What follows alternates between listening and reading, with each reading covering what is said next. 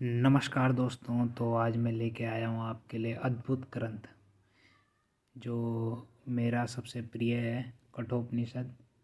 जो मुझे जानते हैं उन्हें पता है, हमेशा मैं इसे लेके घूमता हूँ। और कठोपनिषद हिंदू धर्म के प्रमुख उपनिषदों में से एक है जो कृष्ण यजुर्वेद का हिस्सा है।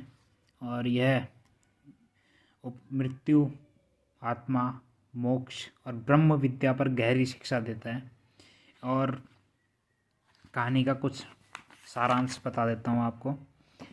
तो कहानी का जो सारांश है वह है कि कथा की जो शुरुआत है, मेन कथा की शुरुआत जो होती है, वह जो श्रवस्व ऋषि हैं उनके पुत्र जो हैं नचिकेता, ठीक है, नचिकेता जो अपने पिता द्वारा यज्ञ में दी गई दान की वस्तुओं की वास्तविकता पर प्रश्न उठाते हैं। और अब वे बार बार अपने पिता को परेशान करते हैं, उनसे बार बार पूछते हैं कि मैं पूरा डिस्क्लोज़ नहीं करूँगा, कहीं फिर लोगों को मज़ा ही ना आए फिर पढ़ने में। तो बता देता हूँ ना कि वो बार बार जब पूछते हैं अपने पिता से, तो उनके पिता उन्हें क्रोध में कह देते हैं कि तुम्हें तो यमराज को मैं दान देता हूँ। और उसी आदेश का पालन करते हुए नचिकेता जाते हैं मृत्यु के देवता के पास। कौन? यमराज जी के पास। अब यमराज जी और नचिकेता के बीच में जो वार्तालाप है वो पूरा इस किताब में आपको मिलेगा।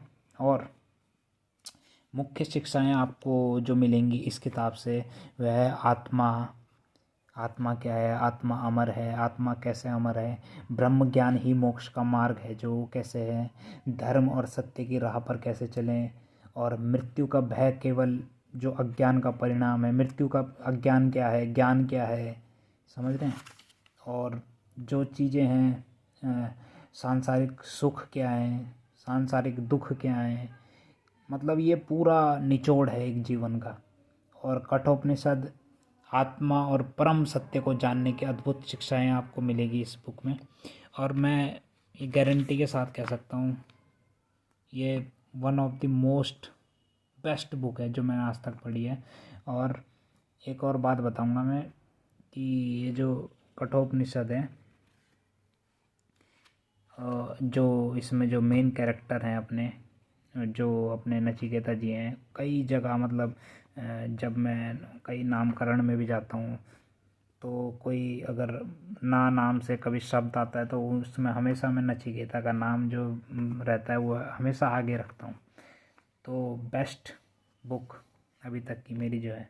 और वही बता देता हूँ मैं, Vedanta is the last phase of human thought. कहीं कहेंगे कि भाई ऐसा तो होता ही नहीं,